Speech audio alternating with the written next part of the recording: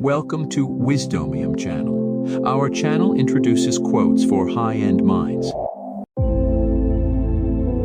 Nobody you know has become successful or created success outside of being given to them from their family, without working their face off. It doesn't exist. You can sit and talk about luck, this and that and the other thing, but I promise you that the only controllable thing you have is your work ethic. Your work ethic. If you sit around and ponder or to say, if I didn't live here, or if my mom wasn't an alcoholic, or if I just learned about this earlier, or if I've been following this person earlier, or if I wasn't born a woman, or if I wasn't born a minority, if you sit and do that, you are losing. You're not wrong, but it's just that the business and marketing and all this doesn't care simply because there is no emotion in the market. That's why I think we need to start having much deeper and more serious conversations about practicality.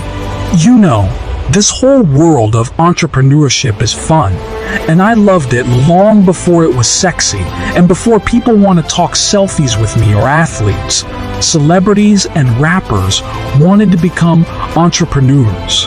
I loved it long before that. It was my destiny and who I was and how I was wired. It was the only thing I knew. That's why the 4-year-old me ripped flowers out of yards and sold them. You don't read about being entrepreneur at the age of 5, 6, and 9. I didn't jump on this because it's cool now and it makes me money, and girls, I did it because it's all I ever was. You need to know that I am not an entrepreneur, I'm a firefighter. My entire life is about taking care of crap, putting out fires 24/7, 365. My whole life is about finding the problem and fixing it, and guess what?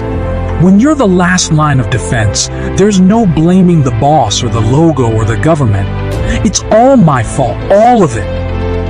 Entrepreneurship sounds super sexy, but what's not being talked about is the friends and acquaintances I have who have committed suicide in the entrepreneur land in the last 4 years, simply because nobody talks about the downside.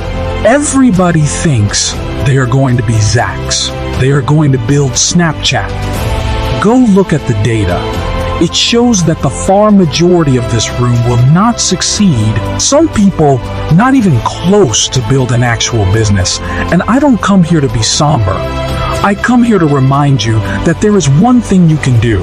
The only thing that trumps the moment your parents decided to bring you to life. The only thing that trumps you now. The only thing that trumps you deep. The only thing that is controllable.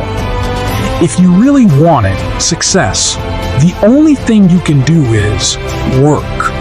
I started using the word work more than the word hustle just because I want everybody to understand what we're really talking about here. If you got a big mouth, and a lot of you do here, if you look on social media, a lot of you use the word CEO, founder, entrepreneur, owner on their profiles. I call that big mouth. I especially love when somebody hits me up on social media saying, "Hey Gary, you're going to buy the Jets. I am going to buy the Rams."